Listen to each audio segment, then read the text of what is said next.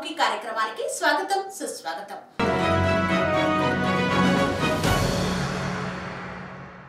అనునిత్యం ప్రజల మధ్య ఉంటూ ప్రజల కోసం పాటుపడేటువంటి నాయకుడిని పరిచయం చేయడమే మా యొక్క ముఖ్య ఉద్దేశం.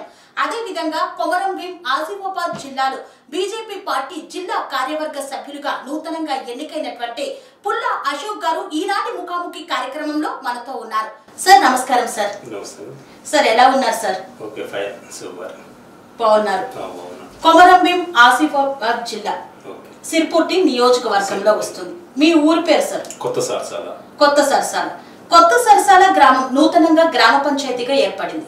కొత్త సరసాల గ్రామ పంచాయతీ రాస్పల్లి గ్రామ పంచాయతీలో ఉండే దాని నుండి నూతనంగా 2019లో మన తెలంగాణ గవర్నమెంట్ ఎప్పుడైతే పంచాయతీగా చేసిండ్రో ఆ పంచాయతీలలోనే మాదొక పంచాయతీగా ఏర్పడ్డది కొత్త సరసాల అనేది. అంటే కొత్త సరసాల గ్రామాన్ని గ్రామ పంచాయతీగా ప్రకటించాలని మీరు కూడా నినాదించినట్టు విన్నాం, నిజమేనా సార్? ఎందుకు మీకు మరి నూతన పంచాయతీ కావాలనిపించింది? అంటే మాకు రాస్పల్లి గ్రామ పంచాయతీలో ఉన్నప్పుడు మా గ్రామాలన్నీ అభివృద్ధి చెందలేకపోయాయి. అందుకోసమని ఒక గ్రామ పంచాయతీ సపరేట్ ఏర్పడితే మేము డెవలప్ చేయాలన్న ఉద్దేశంతో మా గ్రామ పంచాయతీ సపరేట్ కావాలని మేము ఎంపీడీఓ కానీ ఎంఆర్ఓ కానీ కలెక్టర్ కానీ మన ఆర్డీఓ కానీ ఇట్లా లెటర్లు ఇవ్వడం జరిగింది. ఆ లెటర్లు ఇచ్చిన తర్వాత మాకు సపోర్ట్ చేసి మా గ్రామ పంచాయతీ రెండు విలేజ్లు కలిపి ఒక గ్రామ పంచాయతీగా ఏర్పాటు చేయడం జరిగింది. అంటే 2 విలేజ్లు ఇప్పుడు ఒకే గ్రామ పంచాయతీ కింద ఉన్నాయి. 2 విలేజ్లు కూడా కొత్త సరసాల పాత సరసాల అని రెండు విలేజ్లు కలిసి ఒక కొత్త సరసాల గ్రామ పంచాయతీ కానీ 2019లో ఏర్పడ్డది. ఓకే, 2019 కొత్త సరసాల గ్రామ పంచాయతీగా ఏర్పడిన తర్వాత ప్రస్తుతం ఇప్పుడున్న పరిస్థితులకి ఏమైనా మార్పు జరిగిందా? ఈ 5 సంవత్సరాలలో చాలా మార్పు జరిగింది. ఎందుకంటే మాకు గత పాలకులు అంటే రాస్పల్లి గ్రామ పంచాయతీ ఉన్నప్పుడు ఎప్పుడైతే సర్పంచ్ గా ఎన్నుకోబడ్డారో వాళ్ళ విలేజ్ నే చూసుకోవడం తప్ప మాకు గ్రామాలని చూసుకునే వీలు లేకుండా పోయింది. అందుకోసం మా గ్రామ పంచాయతీ ఎప్పుడైతే ఏర్పడ్డదో అప్పటి నుండి మాకు ఒక సర్పంచ్ అని ఉండే, వార్డు మెంబర్స్ ఉండే, ఉప సర్పంచ్ అనేటువంటి కొత్తగా ఏర్పడడం వల్ల మాకు సపరేట్ ఫండ్స్ రావడం వల్ల మేము అంటే ఎల్ఈడి బల్బులు పెట్టుకోవడం కానీ, రోడ్లు చేసుకోవడం కానీ, ఇంకా డ్రైన్స్ కట్టుకోవడం కానీ ఇలాంటి చాలా అభివృద్ధి చేసుకున్నాం. అంటే మాకు సపరేట్ గా శ్మశాన వాటిక కానీ, డంపింగ్ యార్డ్ కానీ, ఇంకా మా చెట్లు పెట్టుకోవడం దీనికి సంబంధించింది ఇవన్నీ కూడా చాలా డెవలప్ జరిగింది. అంటే హరితహార కార్యక్రమం కూడా నిర్వహించాం. హరితహారం కూడా మాకు బస్ స్టాండ్ నుండి అయితే విలేజ్ వరకు వెళ్ళేటప్పుడు నేను 2019లో ఎప్పుడైతే సర్పంచ్ గా గెలిచాము ఆ తర్వాత వెంటనే హరితహారం కింద చెట్లు పెట్టడం వల్ల ఇప్పుడు చాలా పెద్దగా పెరిగి ఒక గుబుర్లుగా పెద్దగా పెరిగి మంచిగా అందంగా ఉన్నాయి విలేజ్ అన్నది. అంటే 5 సంవత్సరాలలో పెట్టిన చెట్టును కూడా కాపాడాము. సో కొత్త సరసాల గ్రామానికి సర్పంచ్ గా మీ మదరే ఉన్నారు. ఓకే, మరి ఆమె ఆధ్వర్యంలో ఎలాంటి అభివృద్ధి కార్యక్రమాలు చేపట్టారు సార్? అసలు ఎంత ఫండింగ్ ఎంత తీసుకొచ్చారు? మాకు ఫండింగ్ అంటే సపరేట్ గా అంటే సెంట్రల్ నుండి వచ్చే ఫండ్ అండ్ స్టేట్ నుండి వచ్చే ఫండ్ ఇదే వచ్చింది తప్ప మాకు. ఎందుకంటే మేము అప్పుడు ఎమ్మెల్యే అపోజిషన్ గా ఉండేవి. అంటే కోనేరు కోనప్ప అనే ఎమ్మెల్యే ఉండే, ఆయనేమో టీఆర్ఎస్ లో ఉండే. మేము వచ్చేసి హరీష్ బాబు అనే ఎమ్మెల్యే నుండి పోటీ చేసినాము, కానీ ఆయన గెలవలేకపోయిండు. అప్పటి నుండి ఏంటంటే మేము అటే ఉన్నాం కాబట్టి మాకు ఆల్రెడీ ఎమ్మెల్యే ఫండ్ అన్నది ఇప్పటిదాకా రాలేదు. కాకపోతే మాకు వచ్చిన ఫండ్ ఏదైతే ఉన్నదో అంటే సెంట్రల్ ఫండ్ కానీ స్టేట్ ఫండ్ కానీ ఆ ఫండ్ తోనే మేము డెవలప్ చేయగలిగినాం. స్టేట్ ఫండ్ ఏదైతే వచ్చిందో దాని వరకు. అంటే రోడ్లు మొత్తం సీసీ రోడ్లు అయిపోయాయా? సీసీ రోడ్లు మాకు ఇప్పటిదాకా ఏమి ఇవ్వలేదు. అంటే మొన్నే మా ఎమ్మెల్యే గెలవడం వల్ల, హరిజన గెలవడం వల్ల కొత్తగా మొన్న ఎన్ఆర్జీఎస్ 10 కోట్ల ఎన్ఆర్జీఎస్ రోడ్ రావడం వల్ల ఒక 10 లక్షల రోడ్లు ఇస్తే పాత సరసాల అనే విలేజ్ లో 10 లక్షలతో ఒక రోడ్ వేయగలిగాము. ఒక రోడ్ అంటే 5 లక్షలతో 2 బిట్లు కలిపి ఒకటే రోడ్ వేసినాం డైరెక్ట్. ఆ ఊరికి ఇక సమస్య ఇప్పుడు అంటే నూతనంగా గ్రామ పంచాయతీ అయింది, కానీ కాకముందు కూడా ఎన్నో ఫండ్స్ తీసుకొచ్చారు, ఎన్నో కార్యక్రమాలు చేశారు కదా. అప్పుడు కూడా మీ గ్రామానికి ఒక్క రోడ్డు కూడా లేదా? మాకు ఒక్క రోడ్ అంటే ఒక్క రోడ్ వచ్చింది అప్పుడు అంటే రాస్పల్లి గ్రామ పంచాయతీ ఉన్నప్పుడు ఒకే ఒక రోడ్ వచ్చింది, సీసీ రోడ్. అది ఇప్పుడు చాలా మొత్తానికి పోయింది. అది అంటే రోడ్డు లేకుండా అన్నట్టే అయిపోయింది ఇప్పుడు. అది డ్రైనేజ్ ఎలా ఉంది సార్? డ్రైనేజ్ అంటే అప్పుడు ఏం కట్టలే. ఇప్పుడు నేను వచ్చిన తర్వాతనే డ్రైనేజ్ అన్ని పాత సరసాల విలేజ్ కట్టడం జరిగింది. కొత్త సరసాల కూడా వాలరావి అనే ఇంటి ముందు ఒక డ్రైనేజ్ కట్టడం జరిగింది. అంటే అండర్ డ్రైనేజ్ ఏర్పాటు చేశారు? అండర్ డ్రైనేజ్ మామూలు డ్రైనేజ్ ఓపెన్ డ్రైనేజ్ మాత్రమే. ఓకే, ఇంకా వాటర్ పరిస్థితి ఎలా? వాటర్ పరిస్థితి అంటే మాకు తాగడానికి నీళ్ళు మాత్రం అందరికి ఫెసిలిటీ చేసినాము. ఎందుకంటే బోర్లు వేసినాము, బోర్లతో పాటు మిషన్ భగీరథ కనెక్షన్ ఉంటే దానికి నల్ల కనెక్షన్ ఇచ్చేసినాము. దాని వాటర్ ప్రాబ్లం సమస్య అయితే మా సరసాల్లో ఎక్కడ లేదు. ఓకే, మిషన్ భగీరథ నీళ్లు కూడా సరిగా రావు, ఎన్నో ఇబ్బందులు పడుతున్నటువంటి మీ చుట్టుపక్కల ప్రాంతాల్లో ఉన్న గ్రామ ప్రజలు చాలా మంది ఉన్నారు కదా, అలాంటి పరిస్థితి ఏమన్నా నెలకొందా? అంటే మా దగ్గర మిషన్ భగీరథ నీళ్లు రావడం అంటూ ఏం లేదు. కాకపోతే మధ్య మధ్యలో ఎప్పుడన్నా పంపు సెట్లు పాడైనప్పుడు కానీ, లేకుంటే ఎక్కడన్నా అంటే పైపులు లీకేజ్ అయినప్పుడు ఒక 2-3 రోజులు అట్లా తప్ప కానీ మిగతా అప్పుడు వస్తూ ఉంటాయి. కాకపోతే మాకు మిషన్ భగీరథతో అంత పెద్ద ప్రాబ్లం లేదు, ఎందుకంటే మేమే బోర్లు వేసినాం, ఆల్రెడీ మోటార్లు ఇచ్చినాం కాబట్టి మాకు కరెంట్ ఉంటే సరిపోతుంది. దాదాపు ఇవే వస్తూ ఉంటాయి. అంటే బోర్ల ద్వారా నీటిని అందియగలుగుతారు, ప్రజలకు ఎలాంటి ఇబ్బంది లేకుండా. ఇబ్బంది లేదు, వాటర్ సమస్యకు అయితే ప్రజలకు ఎలాంటి ఇబ్బంది లేదు. పాఠశాల పరిస్థితులు ఎలా ఉన్నాయి సార్? పాఠశాల బాగానే ఉంటాయి. పాఠశాల కొత్త సారసాల మొన్న రీసెంట్ గా మన ఊరి మన బడి అనే ప్రోగ్రామ్ లో మాకు శాంక్షన్ అయింది. కాంపౌండ్ వాల్ వచ్చింది, గేట్ వచ్చింది, ఇంకో కొత్త బిల్డింగ్ కూడా వచ్చింది. అదొక పాఠశాల బాగానే అభివృద్ధి. ఏ క్లాస్ వరకు ఉంది సార్? కొత్త సారసాల 5th క్లాస్ వరకు ఉంటుంది, పాత సారసాల కూడా 5th క్లాస్ వరకు. 5వ తరగతి వరకు. అంటే 5వ తరగతి తర్వాత మళ్ళీ దూర ప్రదేశానికి వెళ్ళాల్సి వస్తుంది. పక్క విలేజ్ ఉంటుంది, రాస్పల్లి అని ఉంటుంది, అక్కడ 10th క్లాస్ వరకు ఉంది, అక్కడి వరకు వెళ్తారు పిల్లలందరూ. ఓకే, అక్కడికి బస్సు సౌకర్యాలు ఎలా ఉన్నాయి? బస్సు బాగానే ఉంటుంది. మాకు ఆల్రెడీ మాది డబుల్ రూట్ కాబట్టి బస్సులు బాగానే ఉంటాయి. అన్ని గ్రామాలకు మధ్యలో ఉంటుంది కాబట్టి మధ్యలో ఉంటుంది. సో కొత్త సరసాల గ్రామంలో ప్రధానంగా మాకు ఈ సమస్య ఉంది, ఇప్పటి వరకు ఇంకా పరిష్కారం కాలేదు అన్నటువంటి సమస్య ఏముంది? కొత్త సరసాల గ్రామ పంచాయతీ ప్రెసిడెంట్ సమస్య అంటే రోడ్ల వ్యవస్థ బాగాలేదు, మిగతా అన్ని బాగానే ఉన్నాయి. రోడ్లు వచ్చేసి అంటే ఇప్పుడు నేను ఏంటంటే ఇంతకుముందు మాకు రోడ్లు రాలేదు కాబట్టి ఇప్పుడు నేను ఆల్రెడీ మాకు ఎవరైతే హరీష్ అన్న ఉన్నాడో ఎమ్మెల్యే, ఇప్పుడు మా మీద నమ్మకంతో నేను ఆయనతోనే ఉన్నా కాబట్టి ఇప్పుడు ఎలాగో నాకు ఇస్తారు. ఎందుకంటే మొన్న గెలిచిన వెంటనే నాకు ఒక 10 లక్షల వరకు ఇచ్చాడు. ఇంకా 4.5 years అనేది ఉంది పీరియడ్. కాకపోతే ప్రతి సంవత్సరం ఒక 10 లక్షల వరకు అయినా ఇస్తారు. లేకుంటే ఎంపీ కూడా ఇప్పుడు మా దగ్గర బీజేపీ గెలిచింది. ఎంపీ ఫండ్ కానీ ఇంకా సెంట్రల్ నుండి మాకు ఏమైనా వచ్చే ఫండ్ ఏమైనా ఉంటే అవి కానీ ఏదున్నా కూడా ఇప్పుడు ఈ 5 సంవత్సరాలలో కంప్లీట్ చేద్దామని చూసుకుంటున్నాం. ఇప్పుడు అంటే కాంగ్రెస్ ప్రభుత్వం వచ్చింది, అంతకుముందు టీఆర్ఎస్ ప్రభుత్వం ఉంది. అప్పుడు పల్లె ప్రకృతి వనాలని, వైకుంఠ ధామాలని అన్ని కార్యక్రమాలను చేపట్టారు.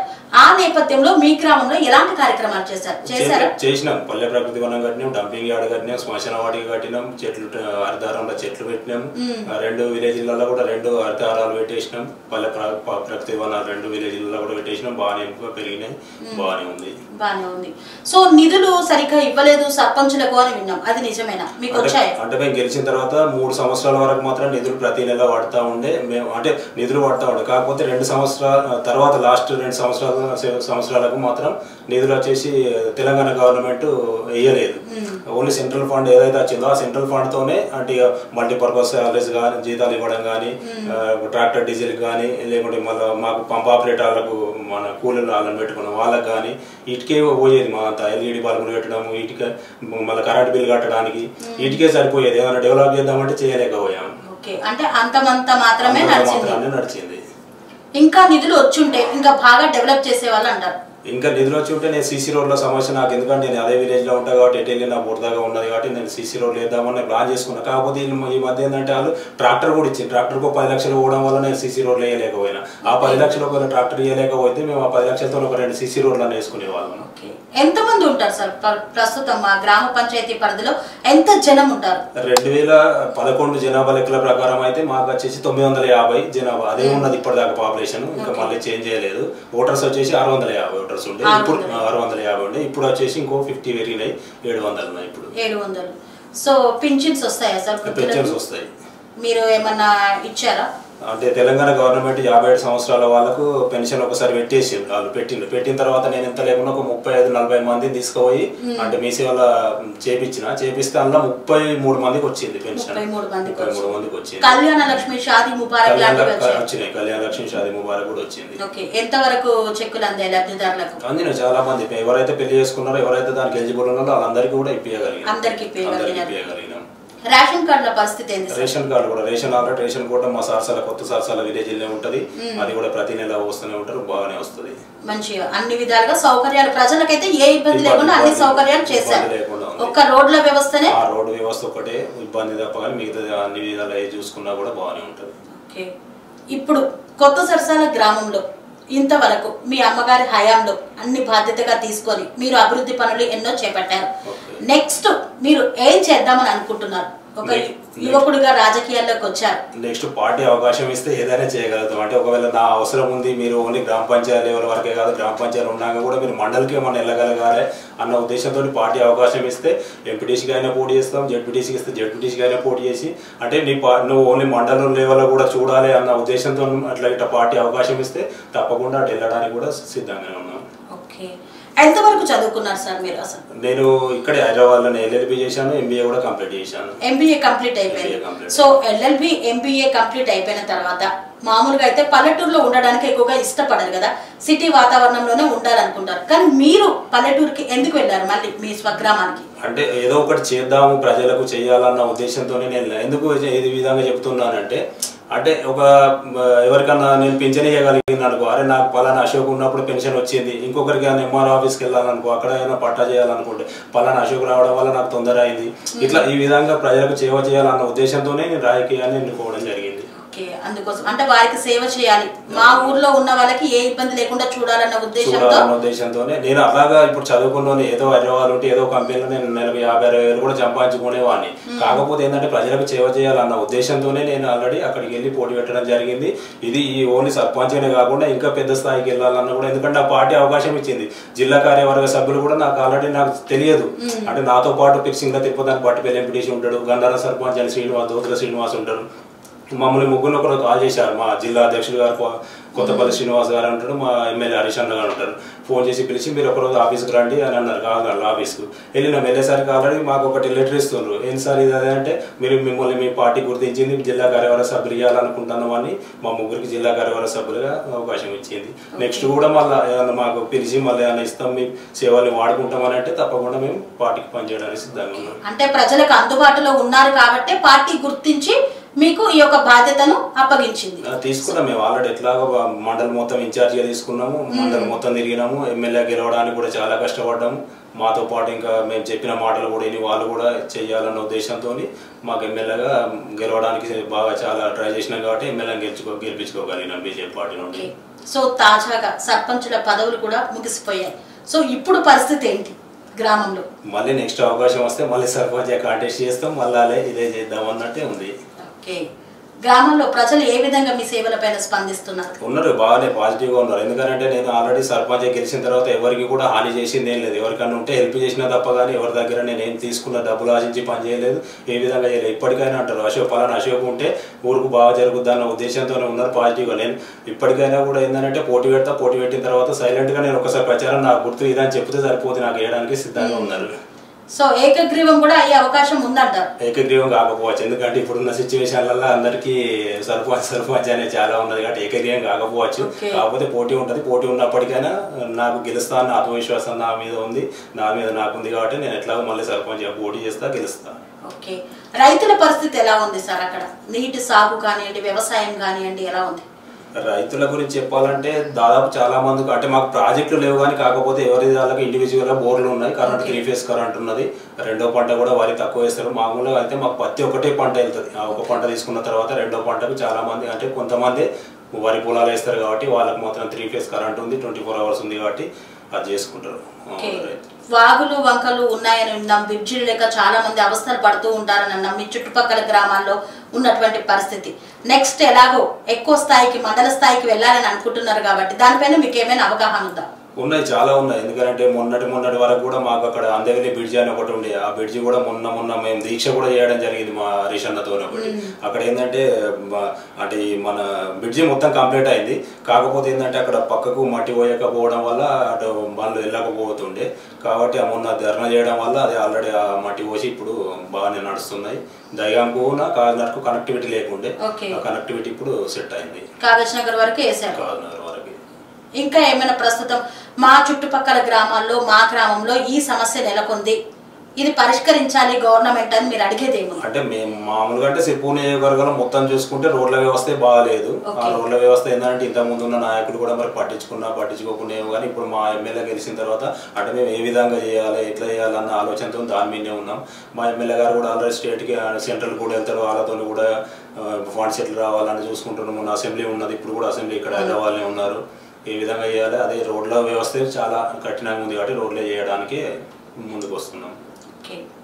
సో నీటి స్పెషాలిటీ అయితే మొత్తానికి ప్రజలకు అందరికీ కల్పించేశారు.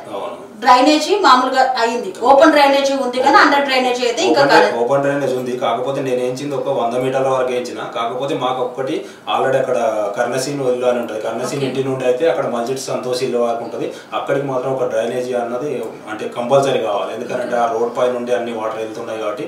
డ్రైనేజ్ అయితే డ్రైనేజ్కి వెళ్ళి వాటర్ వెళ్తే రోడ్ అన్నది బాగుంటుంది, అక్కడ కొంచెం రోడ్డు ఇబ్బందిగా ఉంది. అంటే ఇంకా కొంత లెవెల్లో కూడా ఇంకా చేయాల్సిన పనులు మిగిలిపోయి ఉన్నాయి. చేయాల్సిన కొంత లెవెల్ ఇంకా చాలా ఉన్నాయి, ఎందుకంటే ఇప్పుడు రోడ్లు చాలా ఉన్నాయి, ఇంకా డ్రైనేజ్ వేయాలి, ఇవన్నీ చాలా ఉన్నాయి. సో మరి అక్కడ ప్రజలకు మీరు ఏం చెప్పదలిచారు? మళ్ళీ నాకు అవకాశం ఇచ్చింది అనుకో, ఇప్పుడు ఎందుకంటే ఎమ్మెల్యే గెలిచి ఉన్నారు, ఎమ్మెల్యే ఫండ్ తేగలుగుతా, ఎంపీ ఫండ్ తేగలుగుతా, ఇంకేమన్నా ఉంటే ఐటీడీఏ కూడా ఉంది మా దగ్గర ఊట్నూరు అని, ఐటీడీఏ ఫండ్ తేగలుగుతా. ఇవన్నీ తీసుకొచ్చి ఏ విధంగా డెవలప్ చేయాలన్నదే నా ఒక లక్ష్యం అక్కడ. అంటే ఈ 5 సంవత్సరాల్లో మొత్తం కంప్లీట్ చేయాలి, రోడ్డు వ్యవస్థ అంటే సక్రమంగా ఉండాలి, ఇక రోడ్డు లేదు అన్నది చేద్దామన్నది నా ఉద్దేశం. అంటే ఇప్పటి వరకు ఈ 5 సంవత్సరాలలో కొత్త గ్రామ పంచాయతీ కాబట్టి నిధుల కొరత ఉంది కాబట్టి ఒక 40% మీరు అభివృద్ధి చేయగలిగారు, ఇంకా మిగిలిన 60% నెక్స్ట్ అవకాశం ఇస్తే చేయాలని చూస్తున్నారు. ఇప్పుడు ఎట్లా కంపల్సరీ అవుతుంది, ఎందుకంటే ఎమ్మెల్యే మావాడు గెలిచి ఉన్నాడు కాబట్టి, మా హరీష్ అన్న గెలిచి ఉన్నాడు కాబట్టి కంపల్సరీ మాకు అవుతుంది, ఎందుకంటే ఆయన మీద నాకు నమ్మకం ఉంది. ఎందుకంటే నేను ఆయన పాత ఎమ్మెల్యే సహకరించలేదు అంటే మేము అప్పుడు అపోజిషన్ లోనే ఉంటేమి, నేను కూడా అక్కడికి వెళ్ళి ఆయన అడగలేదు, వాళ్ళు ఇవ్వలేదు. అందుకోసం నేను ఈయనతోనే ఉందామన్నా, ఈయనతోనే ఫిక్స్ అయినా, ఎట్లా ఇంకోసారి నెక్స్ట్ అయితే గెలుస్తారు కదా, గెలిచిన తర్వాత అప్పుడు చేసుకుందాంలే అని ఒక 5 సంవత్సరాలు ఓపిక పట్టాము. ఎట్లా గెలిచిన వెంటనే మాకు ఎన్ఆర్జీఎస్ రోడ్లు ఆల్రెడీ ఒక 10 లక్షలు ఇచ్చాడు, ఆయన ఇస్తారన్న నమ్మకం కూడా నాకు ఉంది, ఇస్తారు తప్పకుండా నేను డెవలప్ చేస్తాను. ఆయన గెలిచి 6 నెలల్లో మీకు కొంత సహాయం చేసిండు, కాకపోతే మీ పదవీ కాలం ముగియడం వల్ల ఇంకా కూడా అందుకోలేని పరిస్థితి. నెక్స్ట్ ఎన్నికల్లో గెలిస్తే మళ్ళీ అభివృద్ధి చేయడానికి అవకాశం. ఇప్పుడు కూడా నేను ప్రపోజల్స్ పెట్టేసిన, ఆల్రెడీ ఐటీడీఏ నుండి ఒక రోడ్ ప్రపోజల్ పెట్టేసిన, అది కూడా శాంక్షన్ అయితే అదే చేయడానికి ఉన్నది. 2 బోర్లు పెట్టేసిన మాకు, ఎందుకంటే అది హనుమాన్ టెంపుల్ ఉంది, హనుమాన్ టెంపుల్ దగ్గర బోర్ లేక మాకు కొంచెం ఇబ్బంది అవుతుంది, అక్కడ ఒకటి పెట్టేసిన. ఎస్టీ వాళ్ళ కూడా కొంచెం ఇబ్బంది అవుతుంది వాటర్కు, ఆ ఎస్టీ వాళ్ళ కూడా ఒక బోర్ శాంక్షన్ చేయించిన, ఆ బోర్ శాంక్షన్ కానీ ఈ మధ్యనే ఇచ్చుదామన్నట్టే చూస్తున్నా. ఓకే, అంటే బాధ్యత అయిపోయినప్పటికీ గానీ, నా బాధ్యత అయిపోయింది, పదవి అయిపోయినా బాధ్యతగా మాత్రం మీరు అంటే పదవి అయిపోయింది, సర్పంచ్ గానే అయింది. కాకపోతే ఎమ్మెల్యే గెలిచి ఉన్నాడు కాబట్టి ఇప్పుడు ఏం చేసినా నేను ఎమ్మెల్యే నుండి తెచ్చుకోవాల్సిందే కాబట్టి, నేను ఆయనతోనే ఉంటాను కాబట్టి, అందుకోసం నేను నాకు బాధ్యత అయిపోయింది, పదవి అయిపోయింది అన్నది లేదు. ప్రజలకు ఇప్పుడు ఏదో చేయాలన్న ఉద్దేశంతోనే చేసుకుంటా. ఎందుకంటే ఇప్పుడు సర్పంచ్ అయిపోతే సర్పంచ్ పనులు అంటే ఫండ్ పని చేయలేకపోతా, కానీ ఎమ్మెల్యే ఫండ్ అయితే నేను చేయగలుగుతా. ఎమ్మెల్యే ఫండ్ వస్తే నాకే ఇస్తారు, అక్కడ నేనే చేయగలుగుతా. అంటే ఇప్పుడు ప్రస్తుతం ఉన్నటువంటి నాయకులతో సత్సంబంధాలు బాగున్నాయి కాబట్టి గ్రామ అభివృద్ధికి పూర్తి స్థాయిలో సహకరిస్తానంటారు. విద్యార్థుల పరిస్థితి, స్కూళ్ళు ఎలా ఉన్నాయి? మధ్యాహ్న భోజనం ఎప్పుడైనా పరీక్షించారా? వెళ్ళాము, మా ఎమ్మెల్యేతో కూడా పాత సంవత్సరాల్లో ఆల్రెడీ ఒకసారి మేము బెంచ్ల వితరణ చేసిన వాళ్ళకంటే చేయడానికి వెళ్ళినప్పుడు అక్కడ కూడా మేము ఆల్రెడీ ఎమ్మెల్యేతో మేము కూడా తినేసాం, బాగానే ఉంటుంది అక్కడ. అంటే దగ్గరుండి చూసుకుంటూ ఉంటారు? నేను వెళ్తా ఉంటా, ఎప్పటికి వెళ్తా ఉంటా స్కూల్కి, అంటే అప్పుడప్పుడు వెళ్తా ఉంటా, చూసి ఎట్లుంది ఏంటి పరిస్థితి పిల్లలు అంటే మాకు స్టడీ బాగానే ఉంటది. టీచర్స్ కూడా మంచి టీచర్స్ ఉన్నారు, అక్కడ 2 టీచర్స్ ఉన్నారు, పాత సంవత్సరాలు కొత్త సంవత్సరాలు కూడా 2 టీచర్లు ఉన్నారు, రెగ్యులర్ వస్తారు, బాగానే చదువుతారు. మా పిల్లలు రాసిపల్లి పాటికి వెళ్ళేటప్పుడు సరసాల వాళ్ళు అన్నది స్పెషల్గా గుర్తిస్తారు, ఎందుకంటే ఇది సరసాల వాళ్ళ నుండి వచ్చిన వాళ్ళు అన్నట్టు అంత యాక్టివ్గా చెప్తారు కాబట్టి. అనేది ఉంటారు మా వాళ్ళు చాలా మంది, అది మన గురుకులు రాస్తారు, గురుకులలో కూడా సెలెక్ట్ అవుతారు. గురుకుల హాస్టల్లోకి ఎంట్రన్స్ ఎగ్జామ్స్ రాసేసి 4th లో ఉంటది కదా, 5th కి ఎంట్రన్స్. నవోదయకు ఇద్దరేం వెళ్ళినట్టుంది మా పిల్లలు ఉన్నప్పుడు, కాకపోతే ఈ మధ్య నవోదయకి వెళ్ళట్లేదు, కానీ గురుకులకు అయితే చాలా మంది వెళ్తున్నారు. మహాత్మా జ్యోతి బాపులే కానీ గురుకులు కానీ ఈ విధంగా వెళ్తున్నారు. సో మీ అమ్మగారి పేరు, నాన్నగారి పేరు? మా అమ్మ పేరు వచ్చేసి సత్యమ్మ, మా నాన్నగారి పేరు వచ్చేసి మల్లేష్. ఎంతమంది మీ కుటుంబం గురించి? కుటుంబం గురించి అంటే మేము 3, ఒక చెల్లె, ఒక అన్నయ్య. మీరు సో అందరూ అక్కడే ఊర్లోనే? అందరూ అక్కడే ఊర్లో. మా చెల్లెని కూడా ఊర్లోనే ఇచ్చేసాము, మా బావాలు కూడా ఊర్లోనే, మొత్తం ఫ్యామిలీ అంతా ఒకే ఊర్లో. మళ్ళీ మా మేనత్తలు కూడా 3 కూడా ఊర్లోనే. అందరూ మా నాన్న వాళ్ళ సగం ఊరు మీరే ఉన్నట్టున్నారు. దాదాపు ఉంటది, ఒక 50 మెంబర్స్ వరకు, మా ఓటర్స్ అంతా 50 ఓటర్స్ వరకు ఆ ఊర్లోనే ఉంటాం, రిలేషన్స్. ఓకే, సో మరి 700 మంది ఓటర్స్ అంటే గ్రామ పరిధి అతి తక్కువ, డెవలప్మెంట్ కూడా ఈజీగా చేయొచ్చు. అంటే మినిమం ఎన్ని కాలనీస్ ఉంటాయి సార్? అంటే మీరు అన్నట్టు ఏంటంటే గ్రామ పరిధి తక్కువ అంటున్నారు, మాకు వచ్చేసి ఏంటంటే రోడ్లు బాగా వెడల్పుగా ఉంటాయి, మళ్ళీ ఇండ్లు కూడా దగ్గర ఉంటాయి, ఇట్లా దూరం ఉంటాయి. చాలా పెరడని ఉంటాం కదా మనం, ఆ పెరడు ఎట్లా ఉంటది అంటే ఓటర్స్ తక్కువ ఉన్నప్పటికైనా విస్తీర్ణ పరంగా ఎక్కువనే ఉంటది, ఎక్కువ ఉంటది. అంటే ఊర్లలో ఇల్లు ఎక్కువ గజాలలో ఉంటుంది. అవును, అట్లా అంటే దూరం దూరం ఉంటది కాబట్టి రోడ్ అన్నది ఎక్కువ పొడుగా ఉంటది. అట్లా మాకు ఇంకా అంటే గ్రామ పంచాయతీ ఓటర్స్ తక్కువ అన్నట్టే గానీ వెడల్పులో మాత్రం ఎక్కువ పెద్దగానే ఉంటది. విస్తీర్ణం పెద్దగా ఉంది అంటే డెవలప్మెంట్ కోసం ఎక్కువ నిధులు కూడా అవసరం పడతాయి. ఎందుకంటే రోడ్డు ఇప్పుడు మా దగ్గర అంటే రోడ్లు చిన్నగా ఉండుంటాయి, అక్కడ విస్తీర్ణం పెరిగితే ఆటోమేటిక్ గా ఎక్కువ పైసలు పడతాయి. మాకు ఇప్పుడు అట్లాగే ఉంది కాబట్టి ఎందుకంటే మాకు వచ్చే ఫండ్ కూడా జనాభా ప్రాతిపదికనే వస్తుంది, కాకపోతే అక్కడ వచ్చేసి విస్తీర్ణం అన్నది పెద్దగా ఉంటుంది, ఆ విధంగా కూడా మాకు ప్రాబ్లం వస్తుంది. కాకపోతే కేటాయించేటప్పుడు అందరికి సమంగా కేటాయిస్తారు కదా. అంటే వాళ్ళు ఏంటంటే ఫర్ హెడ్ గా తీసుకున్నారు, మన తెలంగాణ గవర్నమెంట్ ఉన్నప్పుడు ఫర్ హెడ్ కింద అని తీసుకొని పలాని గ్రామ పంచాయతీ కింద అని అట్లా తీసుకున్నారు. అట్లా తీసుకోవడం వల్ల ఎందుకంటే మాకు వచ్చిన నిధులు వచ్చేసి మల్టీపర్పస్ వర్గాలకు ఇవ్వాలి, కరెంట్ బిల్లు కట్టాలి, మామూలు మోటార్ బిల్లు వచ్చి అది కట్టాలి, పంప్ ఆపరేటర్లకు జీతాలు ఇవ్వాలి, మళ్ళీ స్కావెంజర్ అని స్కూల్ వాళ్ళు ఉంటారు కదా, ఆ స్కూల్ వాళ్ళకు కూడా గ్రామ పంచాయతీ నుండి ఇవ్వాలి. ఇవన్నీ ఇచ్చేసరికి ఏంటంటే ఉన్న నిధులన్నీ వాళ్ళకి వెళ్ళిపోవడం వల్ల మేము డెవలప్ చేద్దామంటే చేయలేకపోతున్నాం. వాళ్ళకి నెల కంపల్సరీగా. సో గ్రామ పంచాయతీలో ఎంతమంది ఉన్నారు సార్? జిహెచ్ఎంసీ కార్మికులు ఎంతమంది? అంటే మల్టీపర్పస్ వర్కర్లు వచ్చేసి మాకు ఇద్దరు ఉన్నారు, పంప్ ఆపరేటర్లు ఇద్దరు ఉన్నారు, స్కావెంజర్లు ఇద్దరు ఉన్నారు, ట్రాక్టర్ మెయింటెనెన్స్ ఇవన్నీ చూసుకుంటే వచ్చిన ఫండ్ అంతా ఆడికాడికి అవుతుంది. డంపింగ్ యార్డ్ నుండి ఏమైనా ఆదాయం ఏమైనా వస్తుంది? డంపింగ్ యార్డ్ నుండి అంటే చేసినా గానీ అంత పెద్ద ఆదాయం అంటే ఏం లేదు. సో గ్రామానికి వేరే ఎక్కడి నుండి వచ్చే ఆదాయం అయితే లేదు. ఆదాయం ఓన్లీ వస్తే స్టేట్ గవర్నమెంట్ సెంట్రల్ గవర్నమెంట్ వచ్చే ఫండ్ తప్ప వేరే ఆదాయం అంటే ఏం లేదు. కాకపోతే హౌస్ ట్యాక్స్ వస్తుంది, హౌస్ ట్యాక్స్ కొంత వస్తుంది, అదొక 50 నుండి 70,000 దాకా వస్తుంది ఇయర్లీ. సో మరి కొత్త సరసాల గ్రామంలో కొత్తగా మిమ్మల్ని గెలిపిస్తే, ఒకసారి అవకాశం ఇస్తే మళ్ళీ ఏం చేద్దాం అనుకుంటున్నారు? రోడ్లు అనేది కామన్, మౌలిక వసతుల కల్పన అనేది కామన్, కానీ ఒక చదువుకున్న వ్యక్తిగా స్పెషల్గా అందరికి భిన్నంగా నేను ఈ పని చేస్తా అన్నది ఏముంది? ఇప్పుడు ఉన్న సమస్య ఏదున్నా కూడా నా దగ్గరికి వచ్చిన వాళ్ళకి ఏ సమస్య తీర్చగలుగుతున్నా. ఎంఆర్ ఆఫీస్కి పోదామంటారు ఎవరన్నా ఒకరు వచ్చి, నాకు రిజిస్ట్రేషన్ కావాలంటే అది చేస్తా.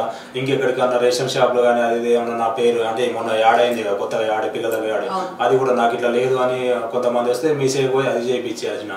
ఏదున్నా కూడా పెన్షన్ రాలేదని అంటే పెన్షన్కు తీసుకుపోతా, ఏదున్నా కారణాలు తీసుకుపోతా. ఎంఆర్ ఆఫీస్ ఇప్పుడు చాలా మంది ల్యాండ్ ఇష్యూస్ ఉన్నాయి, చాలా మంది కొంత ఎక్స్టెండ్ అలాంటివి కూడా ఉన్నప్పుడు నేను ఆల్రెడీ ఎంఆర్ దగ్గరికి పోయి మాట్లాడి మా వాళ్ళది ఈ సమస్య ఉన్నది, ఈ సమస్యను మీరు ఎట్లా చేయగలుగుతారు అంటే మీరు పలానా ఇక్కడ అప్లై చేస్తే మేము చేయగలుగుతాం అంటే చాలా అంటే నేను ఓన్లీ ఊరుకు వ్యక్తిగత అంటే డెవలప్మెంట్ వర్కే కాకుండా అలా వ్యక్తిగత వర్క్స్ కూడా చేయగలుగుతా. అంటే ఏదన్నా నా దగ్గరికి వస్తే తప్పకుండా పోదామంటా చేయగలుగుతా, ఏదన్నా ప్రతి ఒక్కరికి దగ్గర ఉండి చూసుకుంటా.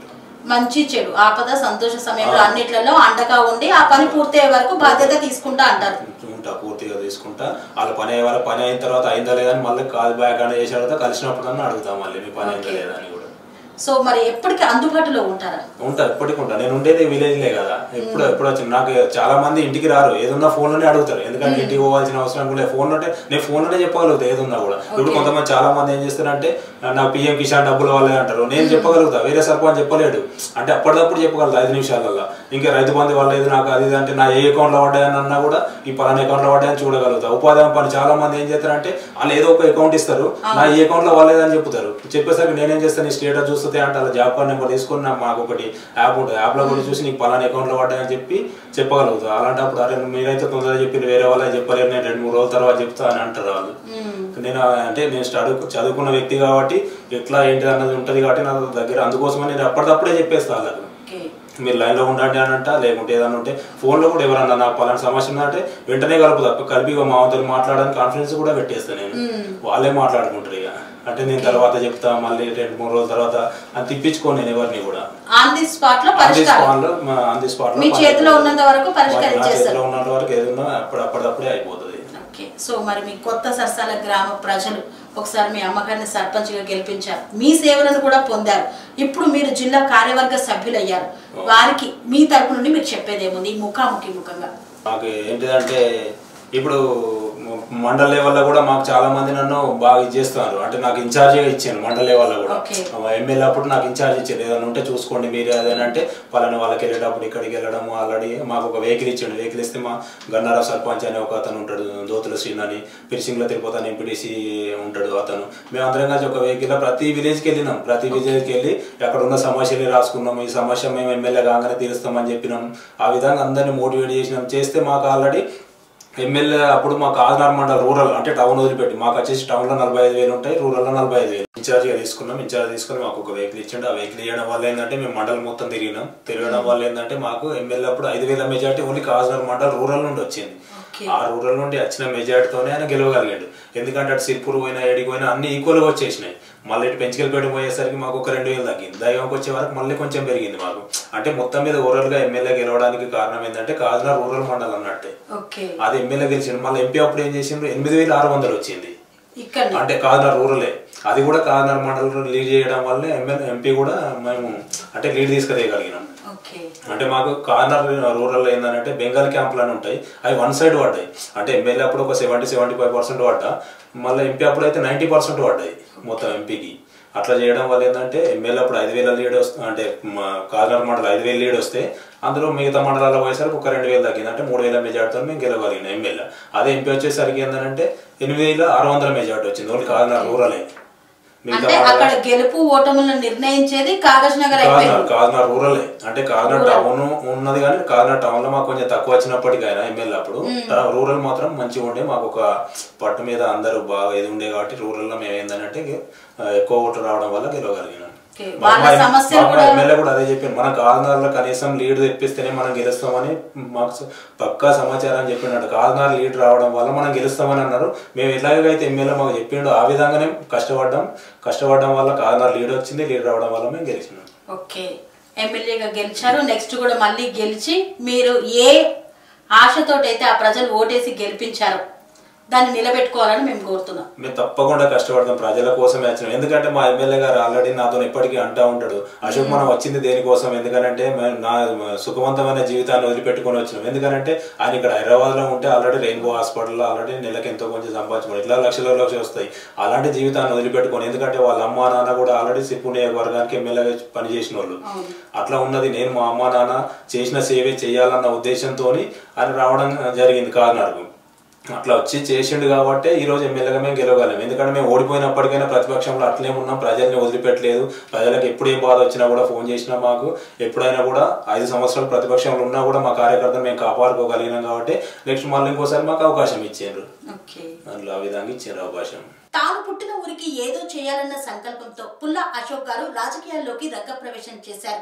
మరి వారి అమ్మగారు సర్పంచ్ గా ఉన్నప్పుడు అన్ని అభివృద్ధి కార్యక్రమాలను తానే దగ్గరుండి చూసుకుంటూ అక్కడి ప్రజలకు ఎంతో చేరువయ్యారు. మరొక్కసారి అవకాశం ఇస్తే వారి సేవలో ఇంకా తన జీవితాన్ని ధన్యం చేసుకుంటానని చూస్తున్నారు. పార్టీ పరంగా కానివ్వండి, ఎమ్మెల్యేల సపోర్టుతో కానివ్వండి, ఎంపీల సహకారంతో కానివ్వండి, తాను పుట్టిన గడ్డను అభివృద్ధి చేయాలన్న ఒకే ఒక సంకల్పంతో మరి రాజకీయ రంగ ప్రవేశం చేసిన పుల్ల అశోక్ గారి ఆశయం నెరవేరాలని మనస్ఫూర్తిగా కోరుకుంటూ మెట్యానై టీవీ. స్వామి బోధానంద గోసేవ ఆశ్రమం సైథాపూర్. జ్యోతిష్యం, వాస్తుశాస్త్రం మన పూర్వీకులు మనకిచ్చిన వరం. దుర్గాదేవి, కాలభైరవ ఉపాసనతో వాక్సిద్ధి పొందిన శ్రీ శ్రీ బోధానందగిరి స్వామివారు మీకు ఎలాంటి సమస్యలున్నా, వాటిలో ముఖ్యంగా ధన నష్టం, ఆరోగ్య నష్టం, భార్యాభర్తల మధ్య గొడవలు, ప్రేమించుకున్న వారు దూరం అవడం, ఎన్ని సంబంధాలు వచ్చినా పెళ్లి ముడి పడకపోవడం, రోడ్డు ప్రమాదాలు, అప్పుల బాధలు, వ్యవసాయంలో నష్టాలు, పెద్దల మాట పిల్లలు వినకపోవడం, ఆరోగ్య శాంతి, గృహశాంతి, మనశ్శాంతి లేకపోవడం, ఇలాంటి సమస్యలు ఉన్నట్లయితే ఒక్కసారి స్వామీజీని కలవండి. మీ సమస్యలకు తగిన పరిష్కారాన్ని పొందండి. అంతేకాక అన్ని రకాల వ్యాధులకు గోపంచకవ్య మరియు మూలికా వైద్యం చేయబడును. నమ్మకంతో రండి, ఆయురారోగ్యాలతో వర్ధిల్లండి. మా అడ్రస్ స్వామి బోధానంద గోసేవ ఆశ్రమం, సైథాపూర్, వీరభద్రస్వామి గుడి దగ్గర, యాదగిరిగుట్ట. సంప్రదించవలసిన నెంబర్ 9849213754 మరియు 9618034138.